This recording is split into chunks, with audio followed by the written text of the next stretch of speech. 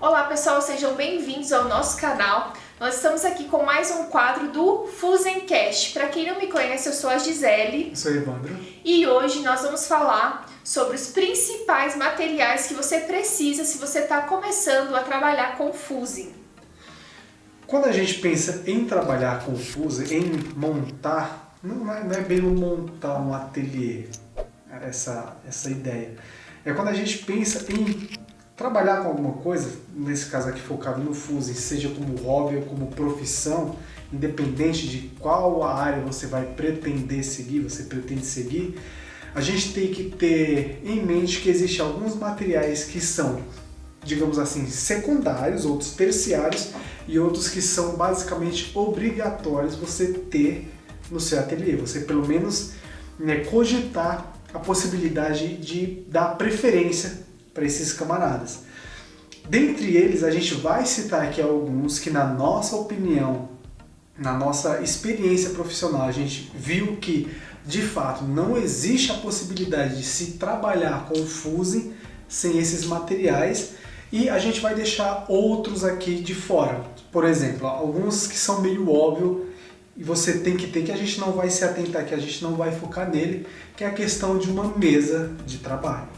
A mesa de trabalho, a mesa de corte, melhor dizendo, é um material que é óbvio, né? Todo ateliê, toda pessoa que trabalha com vidro precisa de um lugar, de um ponto, de preferência plano, para que você possa cortar o vidro. Nesse caso aqui seria uma mesa, então a gente não vai se atentar aqui nesse ponto. A gente vai se atentar somente em outros materiais que para alguns iniciantes pode não ser tão óbvio assim. Bom, gente, eu acho que esse vídeo, na minha opinião, é bem importante para quem está começando, porque às vezes a gente compra, às vezes não, né? Por experiência própria, a gente já comprou várias coisas desnecessárias que ficaram guardadas, jogadas por aí, depois a gente acabou doando para alguém, mas é um dinheiro que você investe que vai ficar parado, né? E dinheiro na mesa é prejuízo. Então, assim, quando a gente está começando, se a gente tiver um dinheirinho, se a gente tem um dinheirinho, mesmo que seja pouco, para investir, às vezes a gente se empolga e começa a comprar coisas. Às vezes a gente vai em alguma loja e a pessoa, compra isso, que isso aqui vai te ajudar você a fazer isso, compra aquilo e etc. Porque é o papel, eu acho que algumas vezes é até o papel do vendedor vender. Mas se você já sabe que tem coisa que não é necessária, que não é tão urgente você ter naquele momento, né? Às vezes você está com o orçamento apertado, então, assim, dessa forma, você sabendo o que você vai utilizar e o porquê, para que você vai utilizar aquela peça, você não vai guardar, você não vai gastar dinheiro desnecessário e acabar deixando o dinheiro na mesa. E aí vai focar em coisas que realmente têm importância, coisas que é fundamental para você que está começando, né? Uhum. Bom, pode dar continuidade. Então, gente, eu coloquei aqui em ordem, na minha opinião, até não é por ordem de prioridade, mas a gente coloquei aqui na minha lista, o primeiro, que não é em ordem de prioridade, mas é o primeiro da lista, que é a caneta, né? Então, porque você não vai conseguir cortar o vidro sem ter a caneta, então é uma coisa bem necessária você ter a caneta de cortar vidro, né? E a caneta é um material que às vezes a gente não dá para economizar, né, Evandro? Porque se você compra uma caneta de má qualidade, você vai acabar tendo prejuízo, ela não vai durar o tempo que deveria durar, e aí, né, você às vezes, né, quer economizar numa coisa, mas a caneta tem que ser uma caneta de boa qualidade, né, Evandro? Isso. Ó, pegando um pouco do que a gente está falando aqui, a questão da qualidade da caneta diz respeito não somente à qualidade do material caneta. Caneta, para quem não sabe, é como a gente chama o cortador de vidro. Então, a questão de qualidade não diz respeito somente ao material pela qual a caneta é feita, mas também à qualidade do corte. Por quê? Digamos assim, vamos supor que eu sou iniciante. Eu tenho isento aquelas pessoas que a gente sabe que tem pessoas que têm uma condição financeira um pouco limitada, que já a gente chega mais, né, nessa parte da questão financeira. Mas no caso do cortador, Se eu economizo no cortador, vamos supor que eu compro aqui um cortador de vidro de má qualidade. Quando eu for fazer o corte do vidro, isso vai refletir diretamente no corte. Por quê? Porque como ele é um material de uma qualidade baixa, uma qualidade duvidosa, supondo aqui que eu esteja comprando, que eu esteja utilizando o cortador de disco de vídeo, aquele disquinho, para quem não sabe o que é disco de vídeo, aqui no canal eu tenho um vídeo aqui onde eu explico, eu mostro como que usa, é só procurar.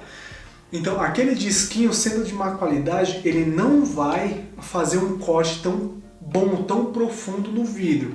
Dessa forma, você acaba perdendo, tendo um desperdício maior de matéria-prima. Porque, por exemplo, vamos supor que eu queira, aqui uma plaquinha de vidro, eu quero fazer um corte com ela, eu estou utilizando um cortador ou caneta de má qualidade.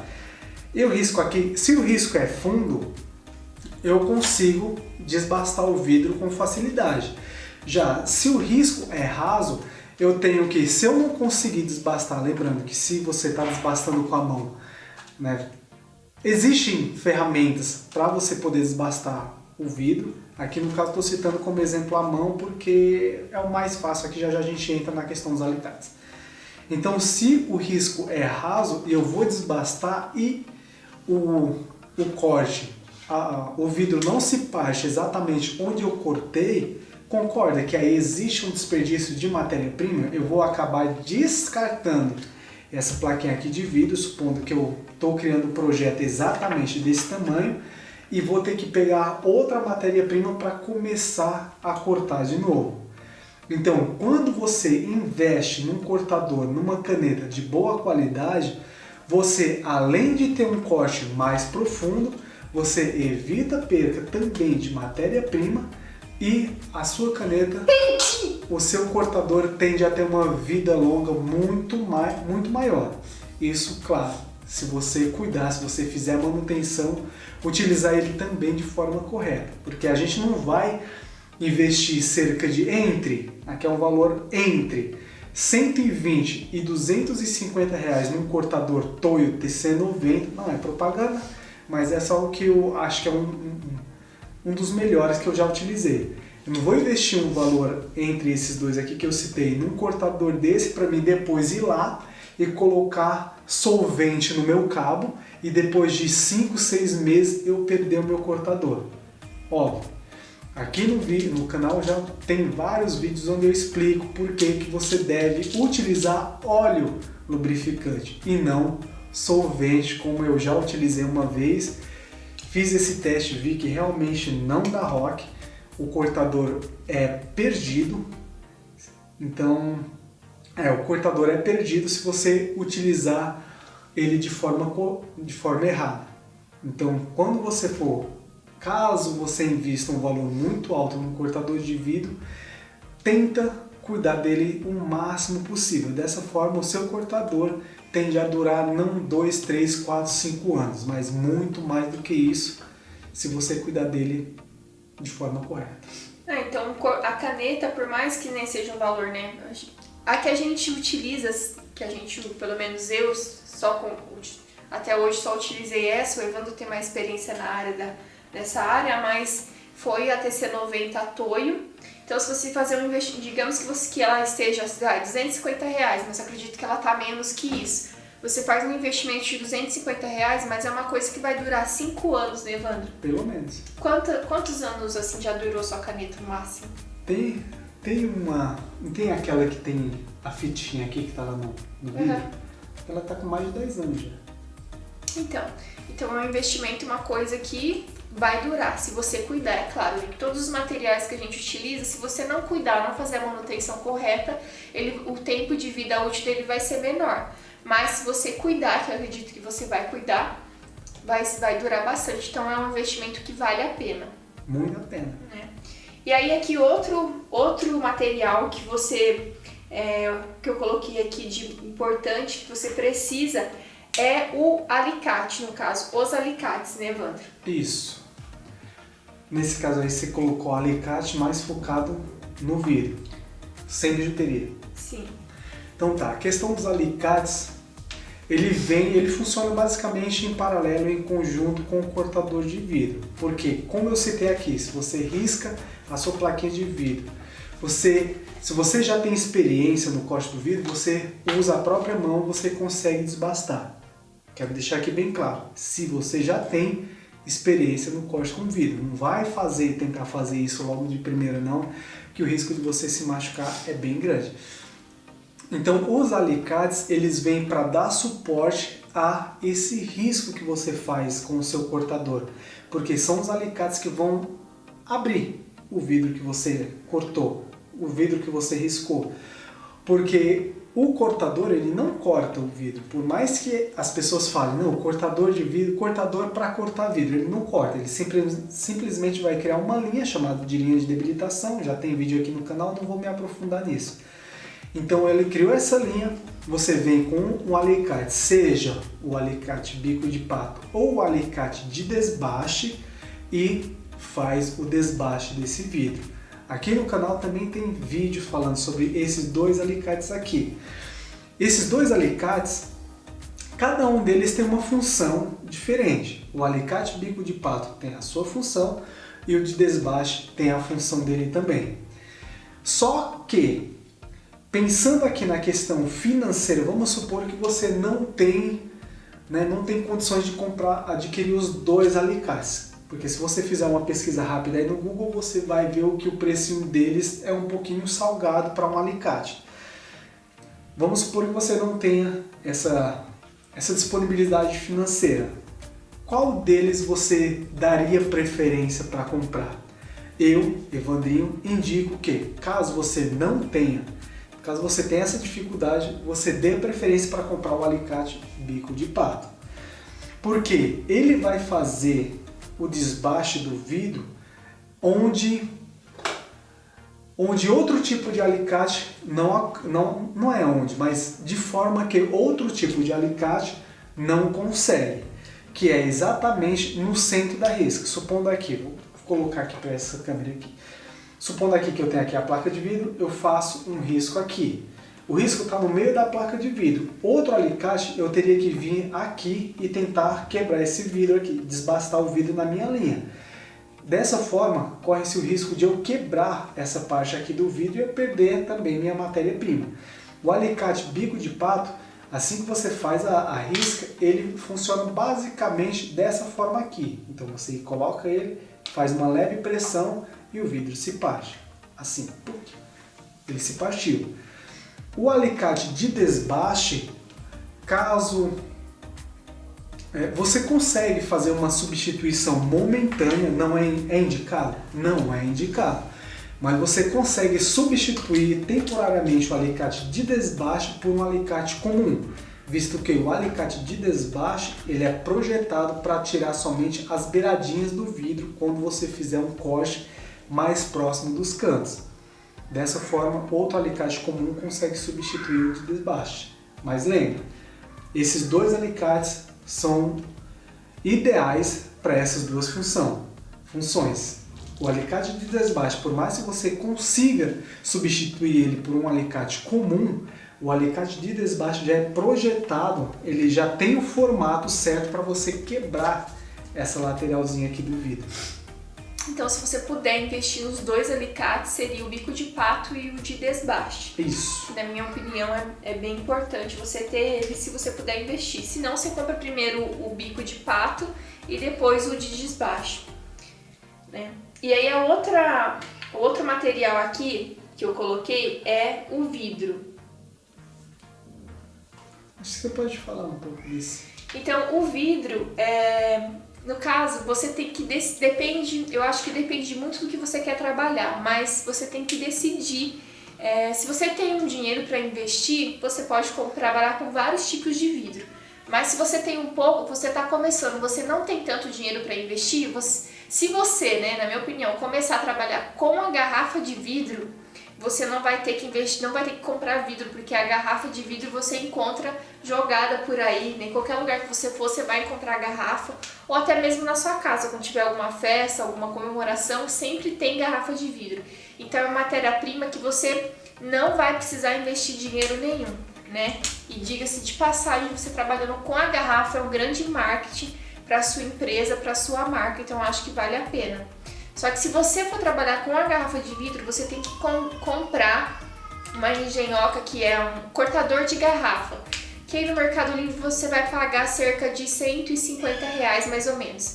Tem bastante vídeo aqui no canal onde a gente fala como trabalhar com o cortador de garrafa, né? Mas se você fizer esse investimento de R$150 aí, você vai economizar com o vidro plano, né? Os outros vidros, né? Você pode falar um pouco mais dos outros vidros também.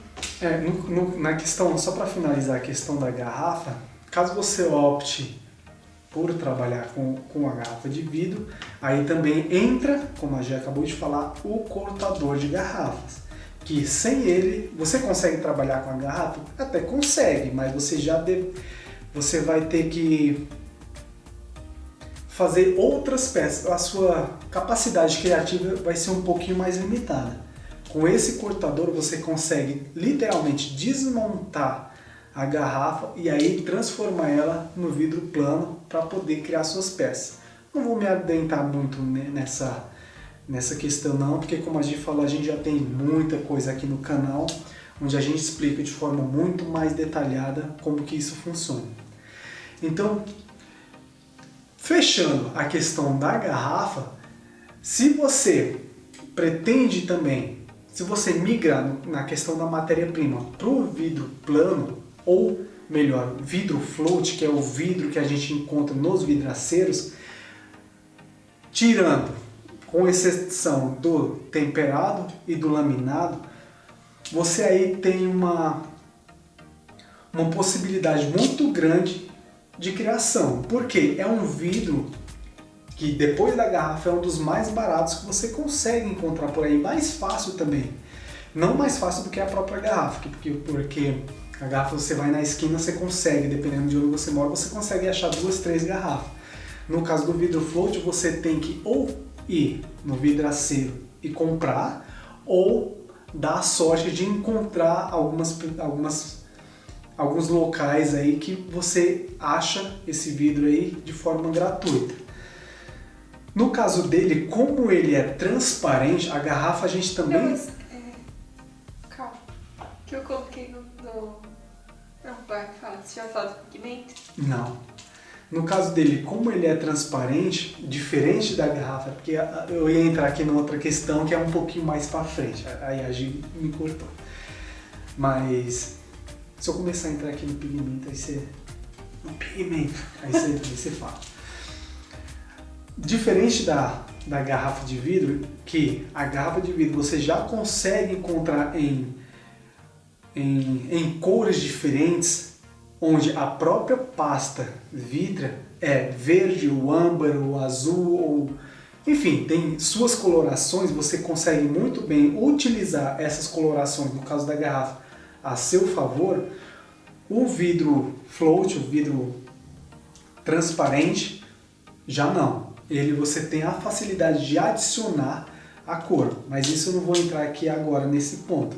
No caso do vidro, desse tipo de vidro, você tem a facilidade também de achar ele em grandes espessuras, em diferentes espessuras no caso, e em grande quantidade e tamanho grande também. Então, por exemplo, se com a garrafa de vidro eu quero criar uma mesa como essa daqui, eu tenho que fazer um monte de processos com o vidro de garrafa para deixar ele dessa forma aqui. Já com vidro plano não, vidro float, você já consegue encontrar ele nesse tamanho aqui, óbvio, você dificilmente, raramente vai encontrar ele de forma gratuita nesse tamanho aqui, mas você consegue encontrar ele e aí você consegue criar adicionar cores, e aí a gente entra no próximo ponto. Não, mas aí você vai falar do outro vidro importado? Ah, tá. Então aqui, só para fechar o vidro float. O vidro float ele basicamente é transparente. Ele tem geralmente você encontra ele em algumas tonalidades diferenciadas, entre lembra, todos eles são transparentes, mas você pode encontrar eles com uma massa um pouco mais esverdeada, um pouco mais azulada, um pouco mais acinzentada.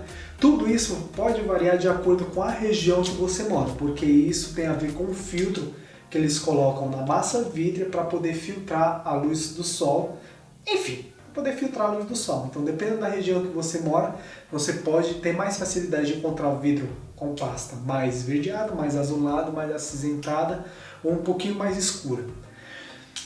Fechando aqui o vidro float, tem outros tipos de vidro também, que no caso seria o vidro Fusen, que é o vidro importado com COE 90. E aí tem as várias, os coeficientes de dilatações. Coeficiente de dilatação. Que aí tem vários, é bem diferente do vidro float, que é quase como se fosse padrão aqui no Brasil. O vidro Fusen, ele já tem o processo de fabricação dele é um pouquinho diferente, porque é mais artesanal, ou seja, esse tipo de vidro já é fabricado para pessoas, né, visando o mercado de artesãos que já estão imersos no universo do Fusen, porque com ele você já vai encontrar pastas de vidro verde, transparente, azulada, mais opacas. Você vai encontrar uma gama, uma quantidade muito grande de variedade de cores e formatos desse tipo aqui de vidro. A única coisa que vai variar, e caso você opte por trabalhar com esse tipo de vidro, a única coisa que você tem que se atentar é sobre o coeficiente de dilatação. E o que é isso? Em suma, é o que define se um vidro é ou não compatível com outro vidro. Por exemplo, falando aqui desse vidro Fusen, o mais comum geralmente é o COE 90. Então, se você fizer uma rápida pesquisa aí no Google, vidro Fusen COE 90, COE 90. E aí você vai achar uma grande quantidade, você também vai se deparar com o valor.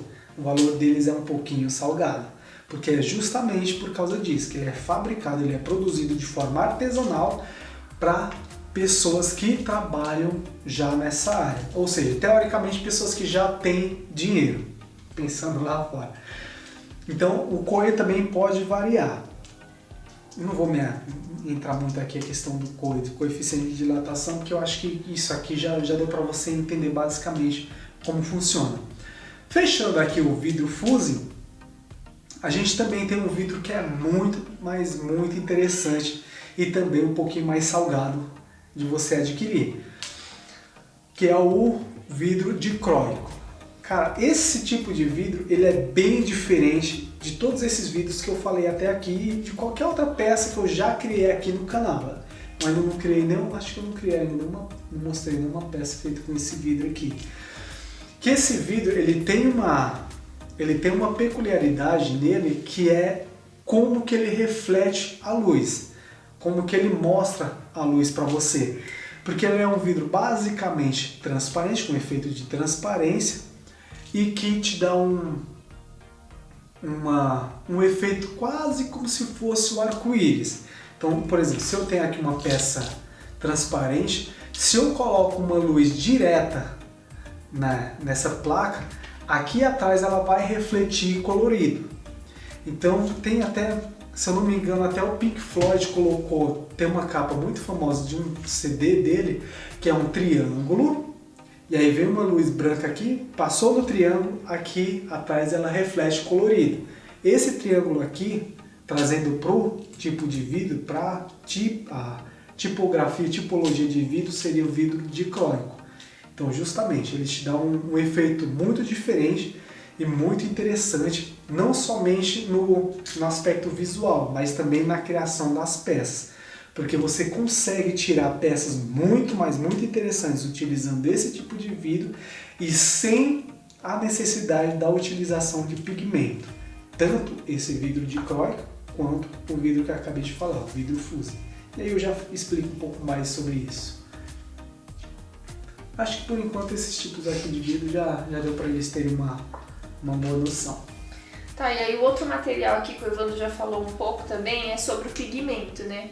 Então, assim, tudo depende do que você quer fazer, do que você quer trabalhar. Mas o pigmento, no caso, por exemplo, se você for utilizar a garrafa de vidro, você nem precisa, você já economiza com o pigmento. Você pode começar utilizando as cores naturais da garrafa, que seria âmbar, azul, verde. Então você já economiza também, não precisa gastar ou investir no momento, né? Se você tiver com um orçamento baixo, você não precisa investir no pigmento. Diferente, por exemplo, se você quiser for trabalhar com o vidro plano que fala, que é aquele que compra em vidraçaria? Float. Float, que você vai precisar já do pigmento para dar coloração, né, na sua peça. Esses outros vidros aqui, então, o que você falou aí, o croico, não sei o que lá. Dicróico e fuse. Então, aí esse você não vai utilizar o pigmento. Assim, tem pigmento. Você pode também utilizar pigmento, mas eu não acho interessante, porque se você já viu o dicróico, como que é?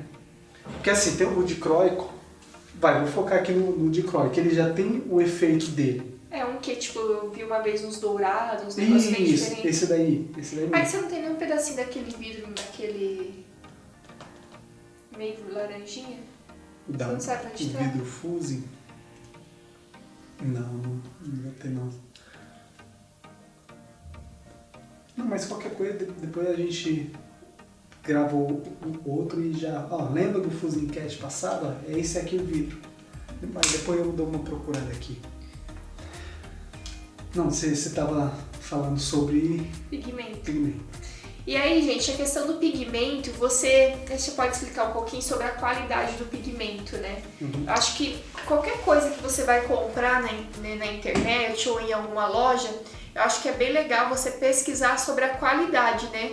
Porque às vezes, né, igual eu falei da caneta, às vezes você vai comprar uma coisa, quando estiver muito barato, você desconfia.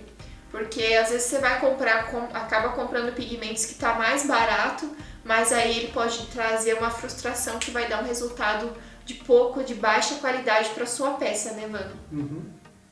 Quer falar um pouco aí sobre o pigmento? Não. Tô brincando, eu vou falar, separar.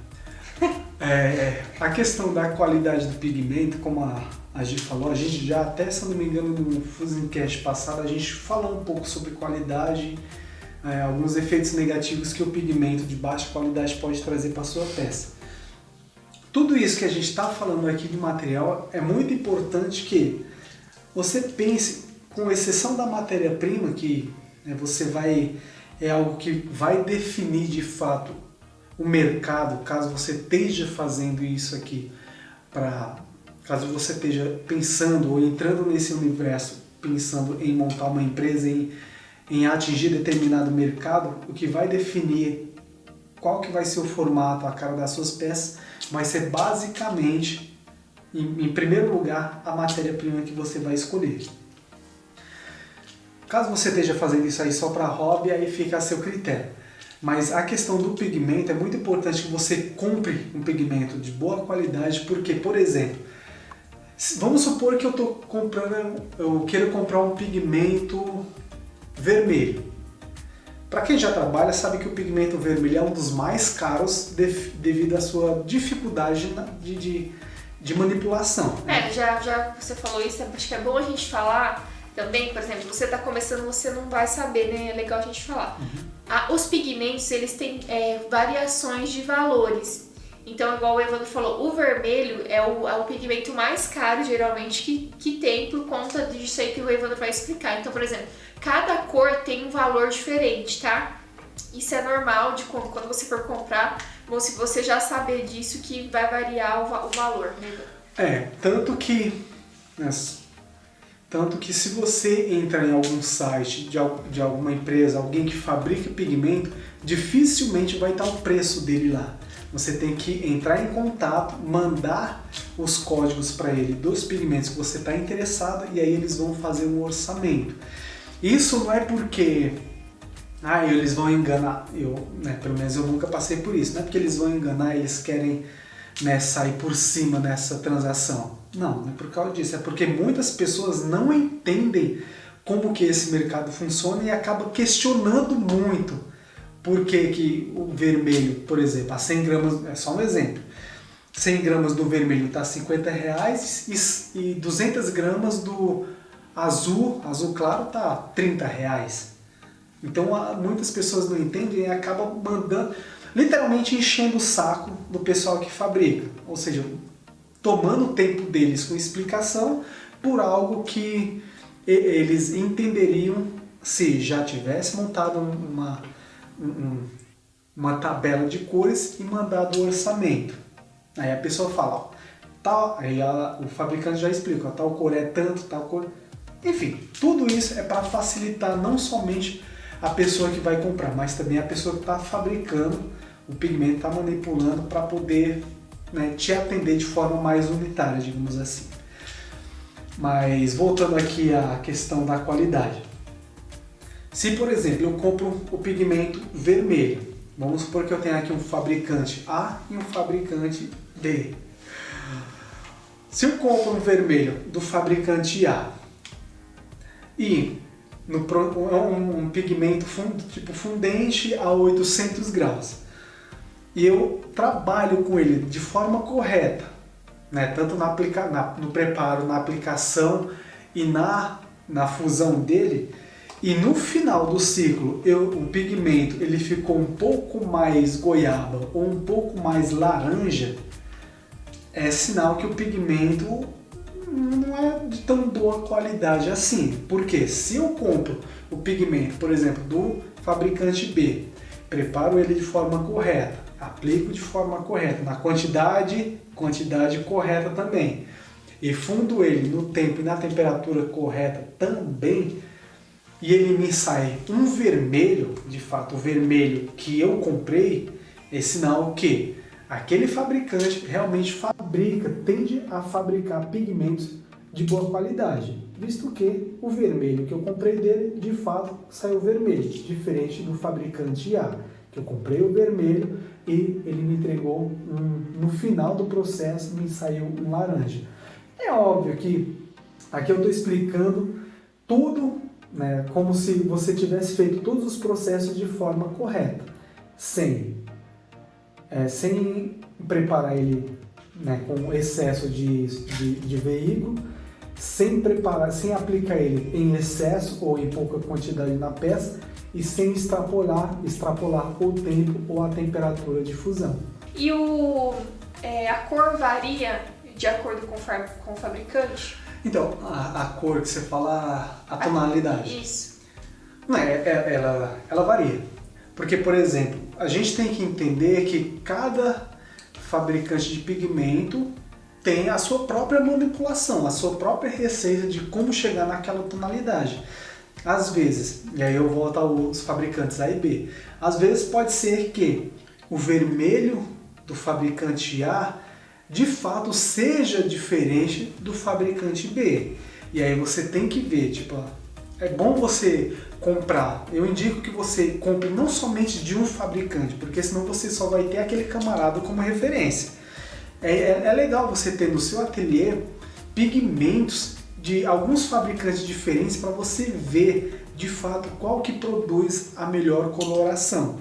Porque, por exemplo, eu posso fabricar um pigmento vermelho que seja um vermelho sangue, mas eu não consegui chegar num azul marinho, por exemplo. A mesma coisa, outro fabricante pode não conseguir chegar no vermelho sangue, mas conseguir chegar facilmente num azul marinho. Então isso você tem que ter em mente para que assim que você pensar em adquirir pigmento, você já ter a ideia de que não são todos os fabricantes que vão conseguir manipular, acredito eu. Isso aqui eu vou falar somente com base na minha experiência, não é nada certo, né? De fato, batendo martelo. Não são todos os fabricantes que vão conseguir chegar em todas as tonalidades que você vai querer. Às vezes você vai querer um verde bem clarinho, tipo um verde água, bem bonito por sinal, e não vão ser todos os fabricantes que vão conseguir manipular aquele verde. Se você, por exemplo, você criar uma planilha de cores e entregar a um fabricante de pigmento, pode acontecer dele ele falar para você que ó, esse pigmento aqui eu não consigo chegar, ou esse, enfim, acho que já deu para você entender. O importante é você saber também que, por exemplo, se você, você pegou uma encomenda que você vai utilizar bastante pigmento, então você tem que saber qual que é o fabricante que você comprou para não dar diferença na sua peça, né? Então é importante, eu acho importante as pessoas saber que vai dar diferença se você trocar de fabricante, tá? Claro, se você estiver fazendo peças aleatórias, assim, não precisa ser uma quantidade, não é produção, aí tudo bem, não tem problema, na minha opinião, né? Mas agora, se você tiver alguma encomenda e a pessoa quer aquela cor específica, você tem que se atentar a isso aí, né? Porque já pensou, você gastar 2, 3 mil reais numa coloração de pigmento. Vamos supor aqui que eu esteja fazendo um painel de 52 metros quadrados. Se eu compro um pigmento de má qualidade, olha só o tamanho do prejuízo. 52 metros quadrados é muita coisa. Então eu tenho que realmente confiar na pessoa que vai estar manipulando aquele pigmento. Então eu aconselho, de novo, eu sei que eu estou sendo repetitivo, mas só para deixar bem claro. Adquira pigmentos de alguns fabricantes, teste a qualidade desses pigmentos e aí você vai montando aí a sua planilha de cores de acordo com os pigmentos que você acha que dentre os fabricantes que você adquiriu tem a melhor qualidade. O Evandro tá falando isso, mas é porque a gente está confeccionando um painel de 52 metros quadrados. E aí o que acontece? Conforme o desenho que o Evandro fez, ele também, a gente está fazendo os testes das cores da tinta para ver se o fabricante consegue chegar na coloração que a gente precisa, né? De acordo com o desenho que o Evandro já está fazendo, né? Então fica aí a dica. A outra coisa aqui que eu coloquei é escolher A outra coisa aqui que eu coloquei é escolher como que você quer fazer, qual tipo de forno que você vai utilizar, né? Então, porque assim, gente, se você não sabe, né, talvez você é novo, mas assim... Só um minutinho, aguenta um pouquinho. Vamos fazer uma pausa pro café? Vamos. Então, a gente vai fazer uma pausa rapidinho aqui pro café, mas para vocês vai ser coisa de 1 segundo. Pra gente, a gente vai preparar aqui. Então aguenta aí, já já a gente volta. Aí entra a musiquinha. Mentira, não vai ter musiquinha não. Só vai cortar. Bom, gente, agora a gente tá até mais animadinho que nós tomamos café. Então, gente, o próximo item aqui do material que eu coloquei é você escolher o forno. Que tipo de forno você vai utilizar? Se você não sabe, gente, tem uma outra opção de forno que é mais barata para quem quer fazer um teste, para quem quer ver se realmente quer trabalhar com fusing e tudo mais, que é a mufla. A mufla nada mais é que um forno pequenininho que você vai utilizar ela em conjunto com o micro-ondas, né, Evandro? Uhum. Então, assim, você tem que pensar qual forno você vai utilizar. A mufla você vai pagar menos de R$1.000. Bem menos. Né? Aliás, a ideia é que você pague menos de R$1.000, porque assim... Enfim, termina de falar, depois a gente... Não, pode falar, senão você vai voltar. Porque você consegue comprar muflas baratas, desde que você confie na pessoa que está fabricando. Você consegue comprar muflas baratas aí com valor médio entre 500 a 900, 950 reais.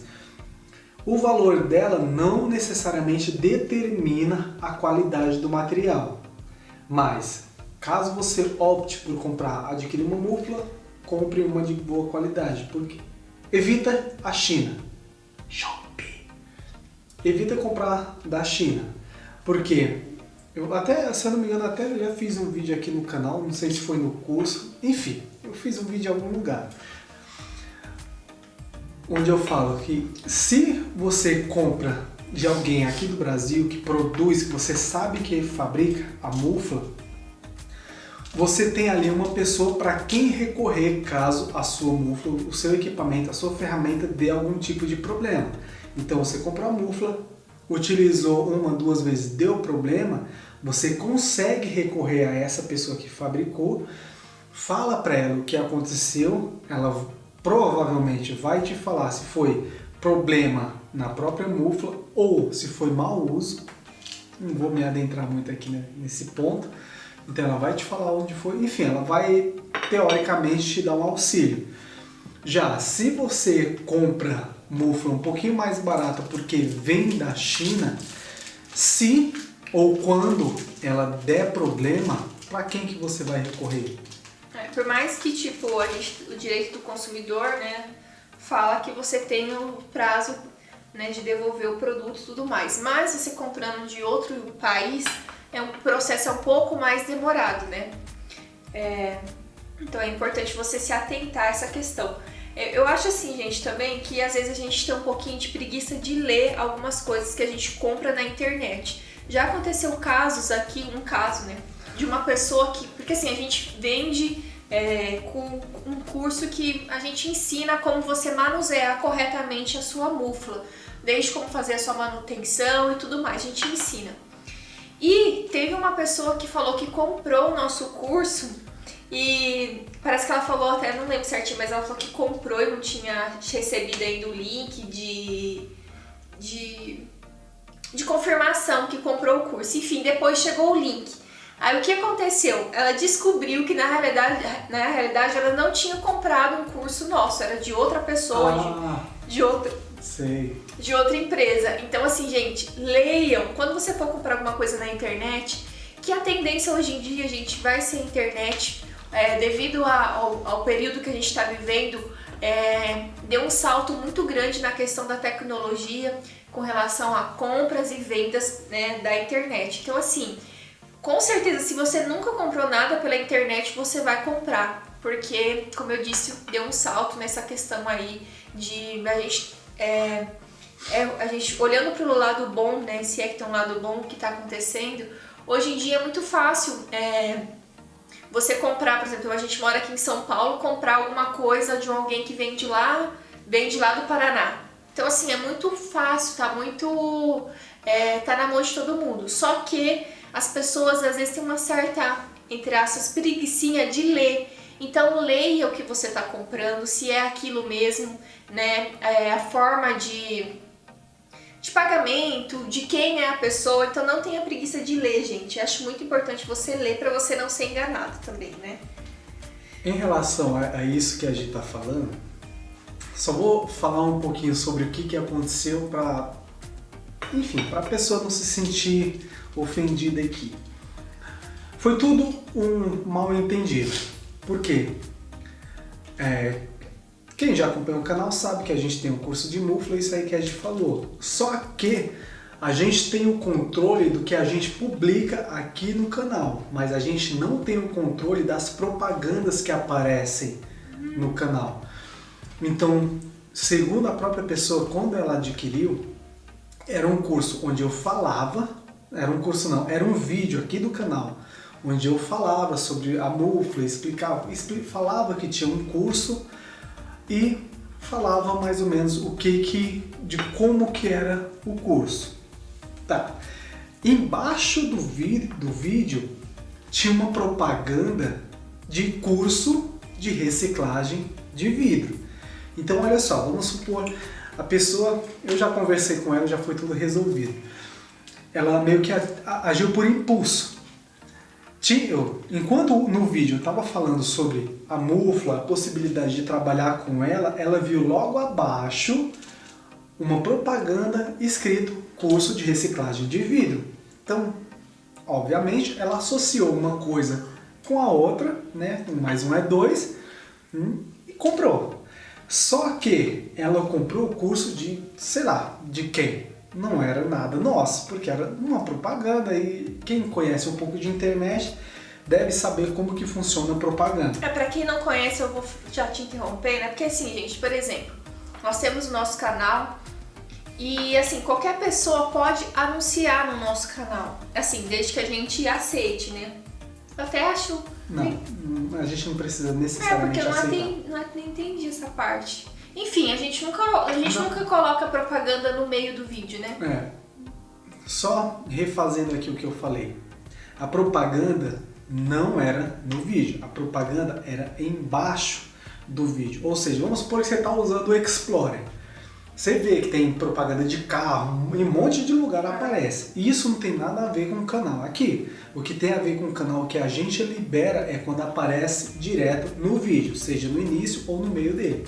Porque assim, como que isso? A pessoa usa o nosso tráfego, por exemplo, a pessoa já sabe que a gente trabalha com isso e ela usa o nosso tráfego, a nossa cartela de pessoas que está inscrita no nosso canal, que assiste os vídeos e faz propaganda, faz anúncio para essas pessoas.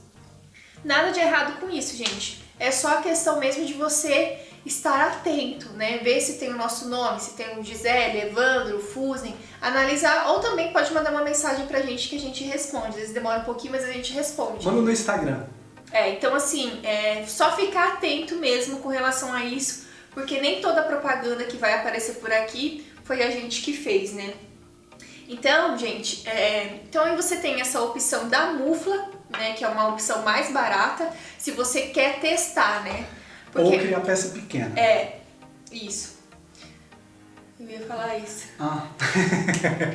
Eu cortei aqui. Se você quer testar, só que você tem que já ter em mente que o seu trabalho com a Mufla vai ser limitado. Por quê? Porque a Mufla é um negócio pequenininho assim, então assim, o tamanho das suas peças vai ser pequeno, vai ser, o máximo desse tamanho assim, mais ou menos. Não tem nada pra eu mostrar aqui. Aqui, ó. O máximo... Dá pra ver, é um fundo de garrafa. O máximo da sua peça vai ser isso aqui. Então por isso que você tem que pensar certinho se você quer adquirir uma Mufla, né? Agora, se você tem condições, quer investir um valor mais alto, aí você vai partir para o forno de Fusen. E aí o forno de Fusen, a gente tem várias opções, variações de tamanho, formato. Se você quer que como chama o negócio lá? Extensão? Não é? Resistência. Se a resistência vai ser no corpo do forno, se a resistência vai ser na tampa, se o seu forno vai ser redondo, se o seu forno vai ser quadrado, o tamanho do seu forno, né? Agora, uma coisa que depois o Evandro vai explicar certinho o porquê das resistências, uma ser no topo, outra ser no corpo, do redondo, do quadrado, ele vai explicar, mas uma coisa que você sempre tem que estar atento antes de você adquirir o seu forno é o tamanho, porque já aconteceu já ouvi histórias da pessoa adquirir o forno e o forno não passar dentro do ateliê dela. Imagina, gente. Não passar pela porta. Não passar pela porta. Então você comprou um forno e não passa pela porta. Imagine o perrengue que você vai ter que fazer para caber, para enfiar esse forno aí dentro do seu ateliê, do lugar que você trabalha. Então, antes de você adquirir, pensa nesse detalhe, o tamanho do seu forno. Ele vai passar pela porta, vai passar pela janela? Como que eu vou fazer para esse forno chegar até o local de trabalho, né? Então agora acho que você pode explicar um pouco, Evandro, sobre os formatos e o porquê dos locais da resistência. Em relação ao forno de fusão, a localização da resistência é de suma importância para o trabalho que você vai estar executando. Porque, por exemplo, se eu tenho um forno, já eu entro nos formatos dele, né? Aí eu acho que vocês vão entender melhor quando eu for entrar mais no formato. Aí vocês vão entender todo o composite. Então, se eu tenho um forno de fusão, independente do tamanho, e a resistência é em cima, independente do tamanho não, vamos supor que meu forno de fusão é o espaço interno dele, ou seja, a área de trabalho do forno de fusão é do tamanho dessa mesa aqui. Então eu tenho 1,5 por 1 metro. Então, se eu tenho um forno de fusão com essas medidas e a resistência está localizada no topo, obviamente eu tenho aqui um forno de fusão em que a fonte de calor está aqui em cima.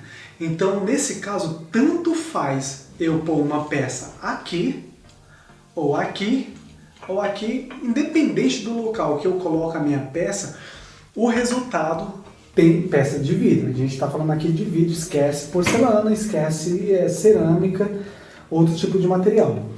Independente do local onde eu coloco aqui minha peça, o resultado vai ser basicamente o mesmo. Eu não consigo ver nenhuma diferença isso pensando na questão das peças, mesmo se eu colocar uma peça aqui no meio e uma aqui no cantinho. Não existe diferença, visto que a fonte de calor está localizada em toda essa parte aqui de cima. Ponto. Se eu tenho o mesmo forno, e aqui vocês vão ver uma grande diferença. Se aqui eu tenho o mesmo forno e a resistência está localizada aqui no corpo, qual dessas duas peças aqui vocês acham que está recebendo mais calor? Essa que está aqui mais próxima do canto ou essa que está aqui no meio? Se você pensou essa daqui que está aqui no canto, você acertou. Então, obviamente, a fonte de calor aqui no canto, a peça que está mais próxima da fonte de calor tende a chegar mais rápido no ponto de fusão do que a que está mais longe. Ah, Evandro, isso dá diferença na minha peça? Sim, isso vai dar... Falei, sepaiar. Sim, isso vai sim dar uma diferença gigante na sua peça. Por quê? Aí eu volto novamente na fonte de calor aqui em cima. Vamos supor que eu queira criar uma mesa dessa daqui dentro de um forno onde a minha fonte de calor está aqui em cima.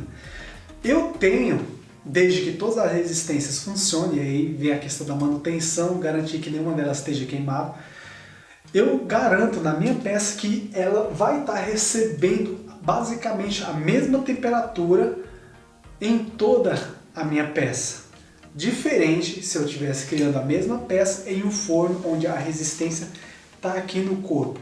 Então eu tenho aqui uma peça inteiriça onde as laterais, as bordas, os cantos dela estão recebendo mais calor do que o centro.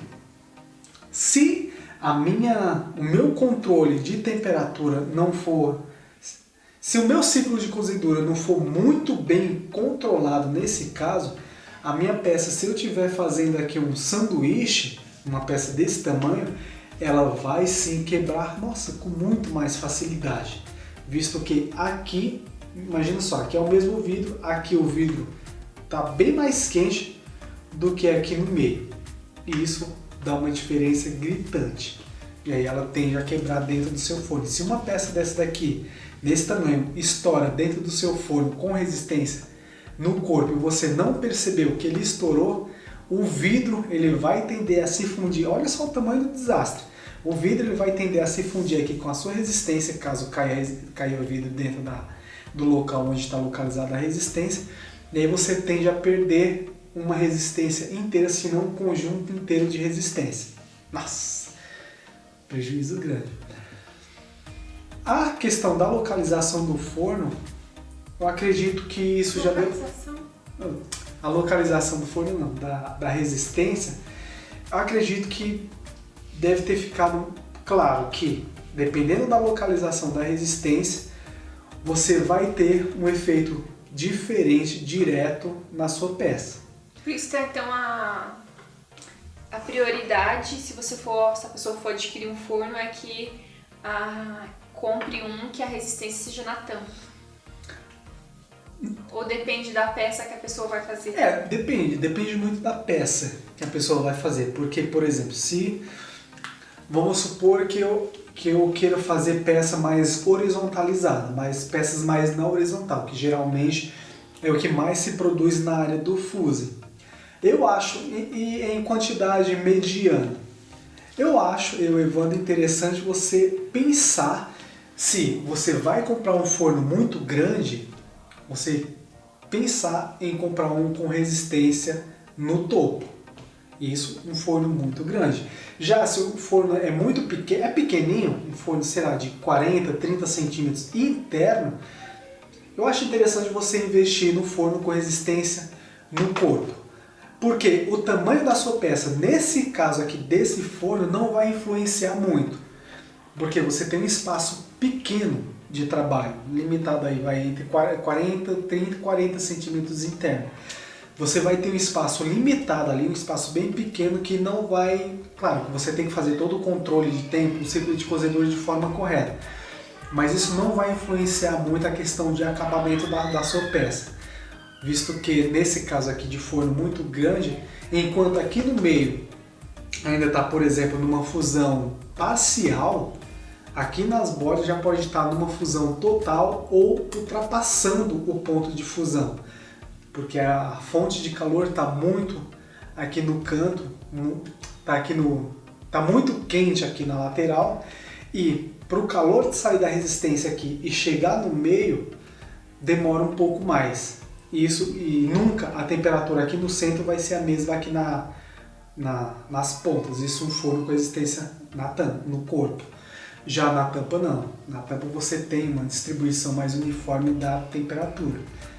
Mas em forno pequeno eu acharia interessante você investir num forno com resistência no corpo. Todos os fornos que a gente trabalhou, porque a gente tem nosso ateliê, e também tem outro ateliê que a gente faz parceria, que a gente trabalha projetos sociais e parcerias. Mas, né, o que a gente tem aqui e os outros que a gente trabalha, a maioria, com exceção de a resistência é na tampa, né, Evandro? Isso. Depois a gente vai fazer um vídeo mostrando todos os fornos e a utilidade, tipo, o que você pode fazer com cada um deles. A gente vai fazer um vídeo falando sobre isso. E aí agora o formato, se é quadrado e tal. Então, a questão do formato, ele vai depender muito de onde vai estar a resistência. Porque uma vez que você definiu as peças que você vai criar, você olha para o forno de fusão e pensa, qual que é o forno que vai me entregar essa peça aqui com uma qualidade maior? Se é uma peça mais horizontalizada com tamanho máximo de 40 centímetros, independente isso vai depender muito do tipo da localização da resistência, se você vai pegar um forno com área de trabalho de 40 centímetros interno. Isso não tem tanta influência. Mas, se você optar por um forno com resistência no corpo, já eu entro no formato. Você também tem a vantagem de trabalhar com gaveta, que é, por exemplo, eu tenho aqui o piso do forno com resistência no corpo. Eu coloco aqui uma peça, vamos supor que eu estou com uma encomenda de várias peças. Para mim não fazer uma peça de cada vez em um forno com resistência no corpo, no topo, não dá para você fazer isso. Para mim não ter que fazer várias queimas de uma vez só, eu consigo criar pequenas gavetas. Então eu coloco uma peça, aí coloco aqui uma gaveta, que é uma placa refratária, venho com a outra peça, coloco aqui em cima, venho com outra placa refratária, coloco outra peça em cima. Ou seja, em um único forno eu consigo fazer mais de uma peça. Tem 2 vídeos aqui no canal onde eu explico um pouco melhor como que funciona essa questão das gavetas. Já sobre o formato do forno, uma vez que você definiu a peça, definiu onde você quer a resistência, você vai para o formato. Para fornos com resistência no topo, é interessante você não escolher um forno muito fundo. Por quê? Vamos supor que eu estou com um forno aqui onde a resistência está aqui em cima. Aqui é a minha área de trabalho e a resistência está aqui. Olha só a distância entre a resistência e a minha peça. Para que o calor da minha resistência chegue, para que a minha peça aqui embaixo chegue em 800 graus, 800, 840 graus, a minha resistência vai ter que estar muito, mas muito quente. E para a minha resistência esquentar, obviamente ela vai estar muito mais quente do que o calor que está chegando aqui na peça. Isso dependendo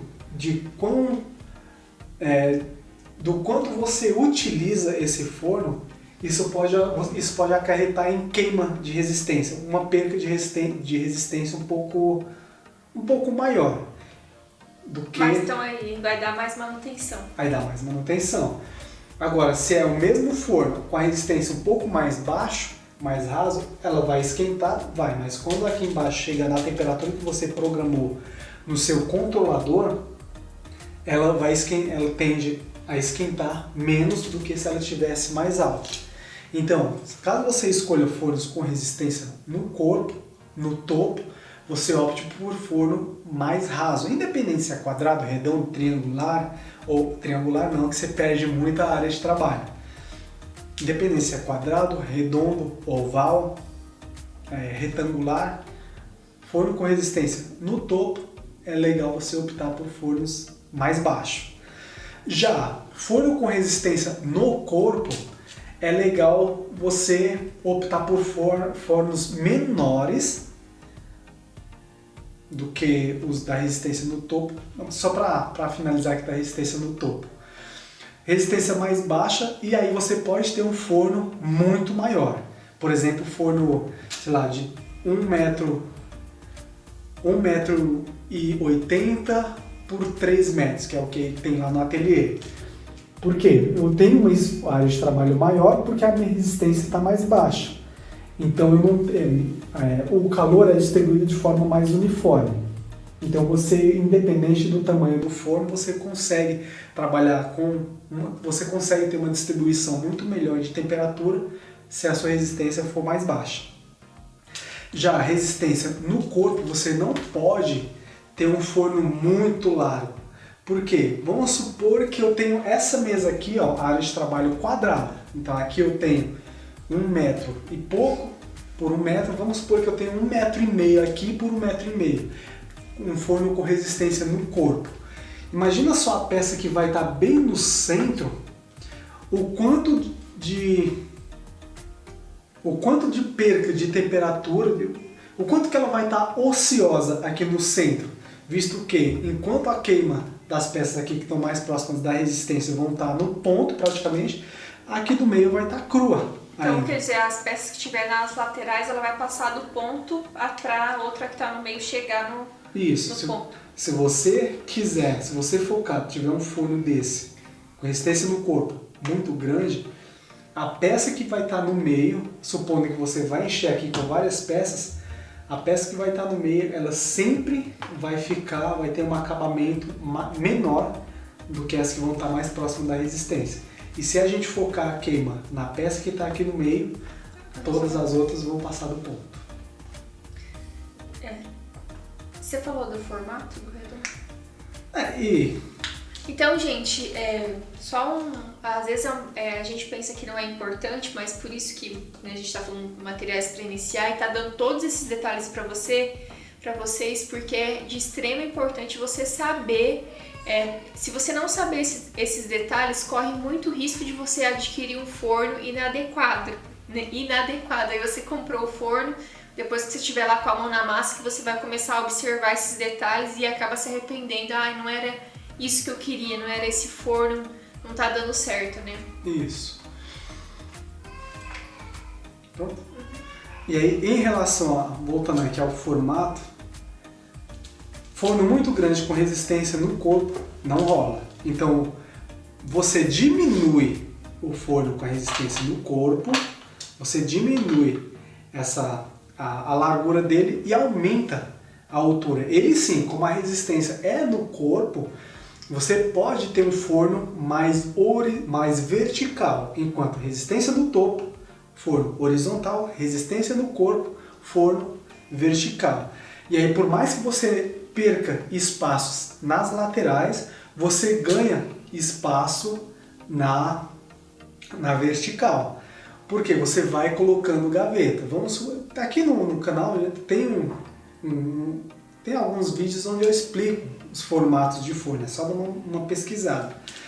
Então, vamos supor que eu tenho aqui um forno de, sei lá, 1 metro de altura com 50 de largura com resistência no corpo. Por mais que ele seja curto, eu consigo trabalhar. Se eu trabalho com gaveta, eu consigo ter um aproveitamento muito grande dele, simplesmente pelo fato de eu colocar as gavetas. E não somente isso, com o forno mais verticalizado, eu também consigo criar peças verticalizadas. Ou seja, peças mais assim, mais no estilo de vaso, jarro. A minha gama de produtos muda também de acordo com o formato do meu forno. E também, né, pelo que você está falando aí, se você for trabalhar com produção também, né, várias peças do mesmo modelo, é legal um forno com a peça, com a resistência no corpo. É. Apesar que o outro, na peça Com a resistência na tampa também dá, né? Mas Dá. enfim. Dá porque assim, peça com forno com resistência na tampa, você ganha espaço aqui na base do forno, na mesa. Forno com resistência no corpo, desde que ele seja alto, mais vertical, você ganha espaço nas gavetas. Entendi. Vai falar mais alguma coisa do forno? Acho que por enquanto só. Eita, gente, quando vocês for assistir os vídeos, esses vídeos mais raiz que a gente tá fazendo, você já pega uma pipoca, um café, porque ó, tem história. Apesar que até chegar a esse ponto, muita gente já correu já. Mas se você tá aqui até agora, que bom, porque você tá aprendendo bastante e com certeza você vai economizar dinheiro, não vai jogar seu dinheiro no lixo. E tem, porque tudo isso aqui que a gente tá falando é uma experiência não é ontem que a gente aprendeu, então é uma experiência que a gente tá passando pra vocês. Uma dica que eu quero dar pra vocês também é o forno hoje em dia, com todas as coisas que estão acontecendo, né? Não só o forno, né? Mas as coisas, os produtos subiram muito o valor, né? Então um forno que antes você pagava, a gente já pagou 4 mil no forno? Um forno que você pagava 4 mil reais, hoje você vai pagar 6, 8... 7, aqueles azulzinhos. 7 mil. Acho que hoje vai estar uns 11, 12. Então assim... agora uma dica que eu queria dar, que foi até uma coisa que a gente fez recentemente, a gente comprou um forno usado, né? Então a gente pagou um valor bem menor nele, só que tem um porém, gente. Eu quero que você preste bem atenção nisso que a gente vai falar. Até para você comprar um forno usado, vale a pena? Vale, desde que você entenda o básico do forno, né? Porque para você comprar um forno, um forno usado, você vai ter que fazer um teste para ver se o forno tá chegando, tá fundindo, tá chegando na temperatura que você precisa, né? Então assim, eu vou comprar, às vezes a pessoa pensa, eu vou comprar um forno usado, vou pagar, sei lá, 5 mil num forno de 10 mil.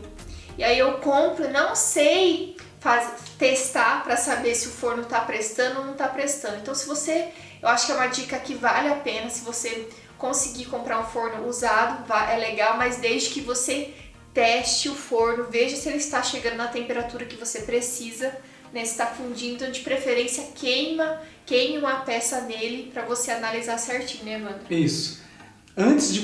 Isso aí mesmo antes de você trazer, é interessante e importante, antes mesmo de você finalizar a compra. Porque, vamos supor, aqui citando um exemplo, vamos supor que eu tenho um dinheiro, eu entro na OLX ou algum outro site de compra, de venda, e procuro lá forno de fusão, encontro alguns usados. Se eu tiver a possibilidade de entrar em contato com o camarada que está vendendo, eu falo para ele da necessidade de compra e peço para ele mesmo testar. Por quê?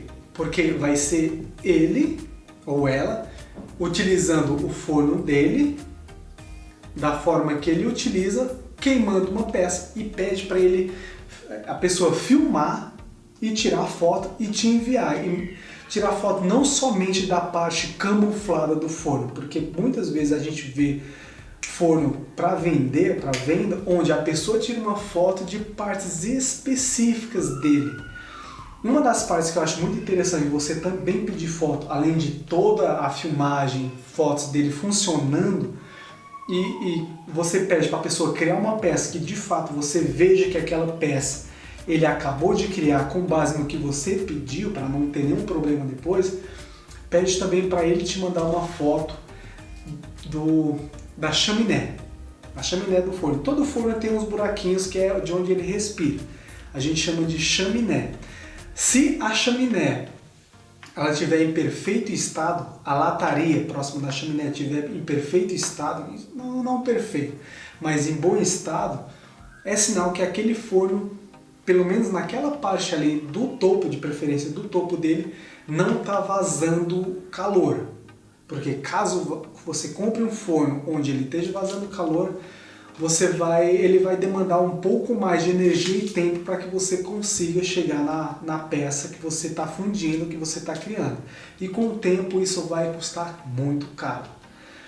Então pede para tirar uma foto. Se porventura tiver bastante desgastado a lataria, a estrutura metálica do forno, é porque tá sim vazando calor. Não acredita. Se a pessoa fala, não, isso aqui é porque o gato mijou. Não. Se tiver todo enferrujado, esburacado a parte de cima, principalmente próximo da chaminé do forno de fusão, é porque tá sim vazando calor. Se eu fosse você, ou como a gente fala, nem você, eu procuraria outra coisa, outro forno. Não compraria desse não. Então, gente, né, se você for comprar um forno usado, você tem que prestar atenção na lataria, veja se a lataria não está enferrujada, soltando um pedaço. Se ela estiver desbotada, tudo bem, beleza, depois você passa uma tinta e vai ficar um forno novo. Mas se ela estiver enferrujada, cair nos pedaços, já descarta. Então você tem que prestar atenção na lataria, no painel, aquele painel que você controla a temperatura. Veja se ele está em perfeitas condições, porque o painel é uma das coisas mais caras que você tem no forno. Então se o painel não estiver funcionando, para você arrumar esse painel você vai gastar cerca em torno de, jogando baixo, uns R$1.000. Entre R$1.000 e R$2.000. Só para você mudar o painel. Então você veja se o painel está funcionando. Isso se for somente um painel. Esse valor é para cada painel. Falando de um forno pequeno que só utiliza um painel. Então veja se todos os botões tô às vezes olhando para cá porque tem um forno aqui na minha frente às vezes. E só corrigindo aqui, não é o painel, é o controlador. Isso. Controlador? É controlador. Controlador. Então veja se o controlador está funcionando, se todos os botõezinhos dele está funcionando. Tá funcionando? Aí você vai fazer, igual a gente falou, testar a temperatura para ver se ele está chegando na temperatura que você precisa para fundir a peça. Chegou na temperatura, observa se ele mantém também a temperatura por aquele período que você precisa. Outro ponto aqui que eu acho muito importante também é em relação à foto, você também pedir para a pessoa tirar uma foto da parte de baixo do forno. Porque, por exemplo, aqui eu tenho, vamos supor aqui a mesa. Aqui é onde eu coloco as peças, o forno está aqui em cima. Aqui é a parte de baixo, um vão que tem embaixo. Você pede para a pessoa tirar a foto aqui de baixo. Por quê? Porque dependendo de como a pessoa utiliza o forno, se ele utiliza de forma errônea, aqui embaixo ele vai tender a empenar, ele vai ficar torto. Vai fazer uma barriga. Isso, vai fazer uma barriguinha aqui embaixo. Então também peça para ele tirar foto aqui debaixo do forno, da parte de fora, não da parte de dentro. Claro que da parte de dentro você também vai precisar, mas basicamente da parte de fora, porque se estiver empenada é sinal que aquele forno já foi submetido a temperatura muito alta, a tempo muito longo e o próprio forno não aguentou essa temperatura e acabou empenando. Então isso vai sim influenciar diretamente no resultado final da sua peça, porque se eu tenho uma base reta, eu tenho uma peça reta. Se eu tenho uma base empenada com barriga, obviamente isso também vai refletir na minha peça. E outro detalhe também, gente, dentro do forno, né, na sua área interna, você tem que prestar atenção. É manta que chama aquele negócio ali? Que tá do lado, na lateral? Manta? Na lateral ou embaixo? Na lateral. Nesse caso aqui ele é feito de manta, mas tem uns que são tijolo também. Tá. Se o forno ele for feito de manta, você presta atenção como tá a manta, porque a gente tem casos... Placa. A placa? É placa, não é manta.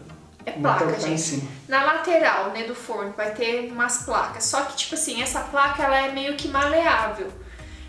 Eu tô falando isso porque a gente tem um forno, né, que a gente utiliza em uma outra parceria que a gente tem, que a gente dá oficinas. E dentro das oficinas que a gente tá, né, dando, por exemplo, a gente já deu para deficiente intelectual, idoso, jovens e tudo mais, às vezes acontece alguns, entre aspas, descuidos. Por exemplo, um forno que a gente tem lá, onde está essa placa, ele formou meio que uma barriga assim na lateral. Por quê? A pessoa, o aluno, quando ele foi colocar a peça, ele meio que... É por isso que a gente sempre pede para ele estar com camiseta, né? Geralmente a gente dá um uniforme, tal, camiseta de manga longa, por quê? a pessoa meio que deitou, apoiou o braço nessa manta. Aí o que aconteceu? Ela fez uma barriga. Então imagine que assim, o forno, aqui é a parede do forno, né? A pessoa tá colocando a peça aqui dentro do forno e ela apoiou o braço, o corpo, assim, enfim. E aí fez uma barriga. O que acontece? Por quê, gente? O que acontece? Qual que é o problema disso? Quando você fecha o forno, essa manta, ela meio que sela com a tampa. Como aconteceu essa barriga, ele não fecha, um não se encaixa no outro e fica um buraco. E o que acontece? Por esse buraco vai sair a temperatura. Então vai dar diferença, né? Vai dar alguma diferença, talvez vai ter que ficar fundindo mais tempo e tal. O Evandro pode falar sobre isso, mas vai dar diferença quando você for fazer a fusão da sua peça. Então presta atenção também se não tem essa barriga na lateral do forno, né, Evandro? A questão é isso aí que a gente tá falando. Pede para ele tirar uma foto da frente do forno, ou todo forno ele vai ter uma tampa. Vai ter uma tampa e vai ter uma base. Exceto aqueles que abrem, que tem porta lateral. No caso das que tem tampa e base, pede para a pessoa tirar uma foto bem visível do exato ponto onde as duas se encontram, tanto a tampa quanto a base. E observa se está bem isolado ali. Como a gente fala, se a fechadura casa. No caso de fornos que tem que abre com porta lateral, a mesma coisa, pede para a pessoa tirar foto onde esses dois casam, para ver se não está havendo a perca de calor. Porque se tiver a perca de calor por algum desses pontos, obviamente a peça vai passar mais tempo para chegar no ponto de fusão, a resistência vai ter que trabalhar com um pouco mais de temperatura e isso vai resultar na sua conta no fim do mês. E ao médio e longo prazo isso vai dar um prejuízo danado. Então presta atenção nesse detalhe. Agora, se o forno for de tijolo, como é que fala aqueles bloquinhos assim? Tijolo. Se for de tijolo refratário, você também tem que prestar atenção se não tem nenhum tijolo quebrado. Porque você imagina, se tiver um tijolo quebrado lá embaixo, minha filha lascou, porque aí você vai ter que praticamente fazer todo o forno de novo e vai ficar caro. Mas, Gisele, se um forno é tão caro e tudo mais, por que encontra bastante forno para vender, forno usado? Porque assim, gente, pelo menos na experiência, várias coisas acontecem na vida das pessoas, né? Pelo menos o forno, por exemplo, que a gente adquiriu há pouco tempo, a pessoa ia mexer com fusen, desistiu, não quis mais, usou o forno tipo 2 vezes e aí deu sorte, a gente comprou. Mas tem outras empresas que, por exemplo, compram um forno pequeno. Eu conheço uma pessoa que queria vender um forno pra gente do tamanho dessa mesa aqui. E não queria mais o forno, por quê? Porque ele comprou um forno maior. Então as empresas vão evoluindo, daí vai trocando de forno. E nessas trocas de forno, se você acertar, você consegue comprar um forno bom com um preço bem legal, né, Evandro? Isso. E aí, gente, bom, foi bastante longo o forno, mas... O forno, olha, mas, tempo, hein? Só que vale a pena. E aí, o outro material que eu coloquei aqui é o caulim. Por que a gente falou do forno antes? Porque se você for utilizar a mufla, você vai usar o caulim também, mas em pouca quantidade. Se for um forno, você vai ter que adquirir um pouco mais de caulim, né? Então o caulim... Lembrei de uma coisa, gente, de uma oficina. Da dona. Teve uma oficina, né, que a gente deu. E assim, às vezes as oficinas, tipo, agora não, mas antes era, 30 alunos, 40 alunos para 2 oficineiros. E às vezes você tá dando atenção para uma pessoa, para uma turminha aqui, e tem a outra turma fazendo, né, outro processo. E só que isso acho que eu vou lembrar para sempre. Eu tava cuidando de um outro grupo e falei para uma determinada pessoa, falei, você vai lá agora colocar suas peças dentro do forno, mas antes você arruma a base do forno com o caulim, polvilha o caulim para ele ficar bem retinho, para a sua peça ficar legal. Enfim, a pessoa foi lá, colocou as peças no fundo do forno e depois veio com o caulim, a gente utiliza uma peneirinha. E aí, gente, depois que ela colocou as peças dentro do forno, ela vem com o caulinho assim, ó, polvilhando em cima da peça. Cobriu todas as peças. Cobriu todas as peças com o caulinho, olha, você imagina. Então, o caulinho, gente, se você não sabe, mas o caulinho, ele é um desmoldante que fala? Como é que fala? Explica aí. Desmoldante.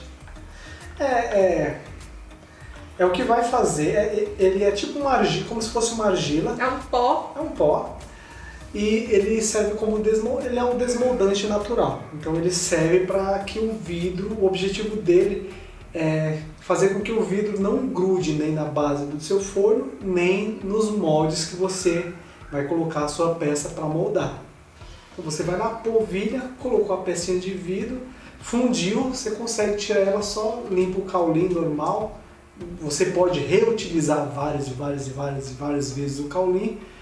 Ele não tem perca, ele pode ser utilizado ad infinito. Só toma cuidado para você não colocar a sua mão suja de caulim na peça, porque vai manchar e vai ficar feio também. Isso, né? Antes de ir pro forno, se você colocar a sua peça, vamos supor, você polvilhou, preparou o seu forno com caulim, antes de colocar a sua peça.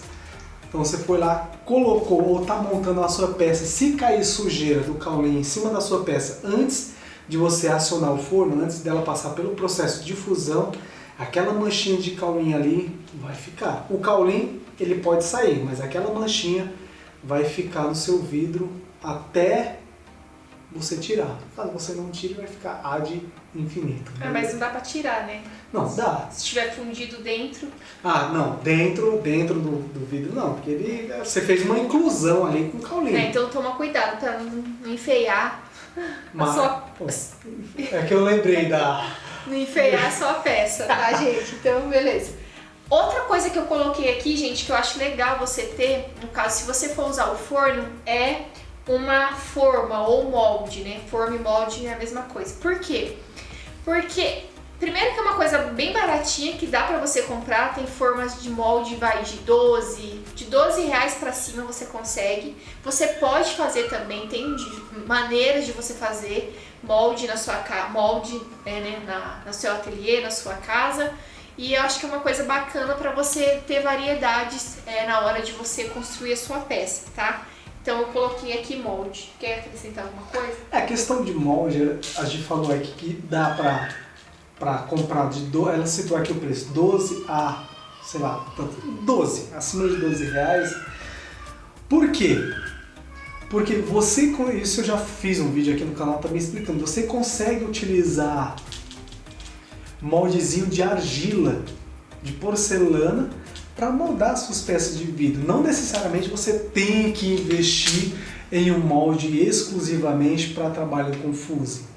Claro, se você investir em molde exclusivamente para trabalho com fuse, você não vai pagar só 12 reais. Você vai pagar pelo menos 10 vezes mais do que isso por um molde onde, se você tivesse adquirido ele em argila ou porcelana, você teria pagado menos e criado uma peça praticamente igual a que você faria com outro tipo de molde.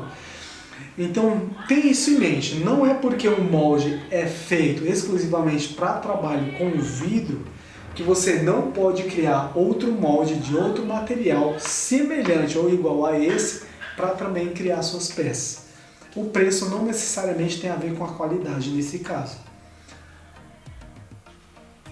Quer que eu acrescente mais alguma coisa?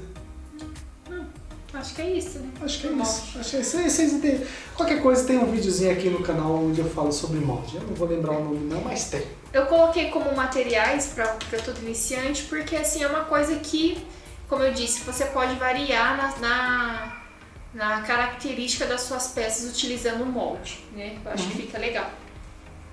Então, gente, esses são os materiais que a gente acha assim, fundamentais para quem está iniciando, né, o trabalho com fusing.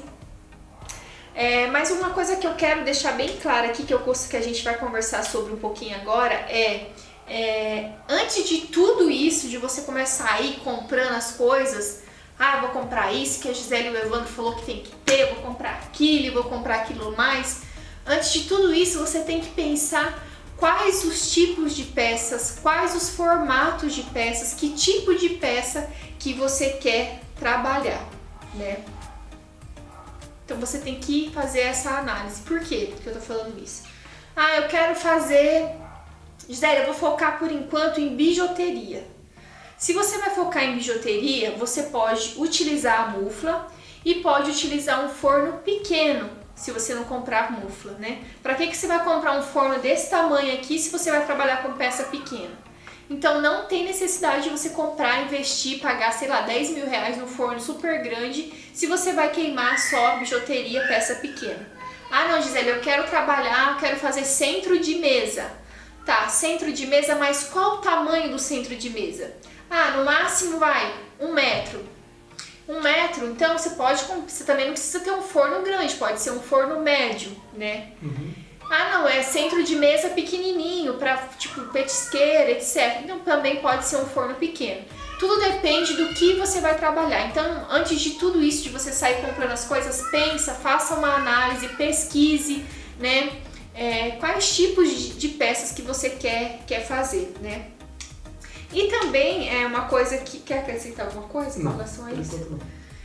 Uma outra coisa também que eu coloquei aqui é qual o objetivo que você tá trabalhando com isso, né? É por hobby? Ah, não, eu tô fazendo só para me distrair minha cabeça, eu vou fazer umas peças aqui, eu vou presentear as pessoas da minha família, não quero ganhar dinheiro com isso, é só por hobby. Também, se você for só... Aí também eu acho assim, não que mesmo sendo por hobby, você precisa pensar quais os tipos de peça que você quer começar fazendo para você também não precisar comprar, por exemplo, um forno enorme, sendo que você vai fazer peça pequena.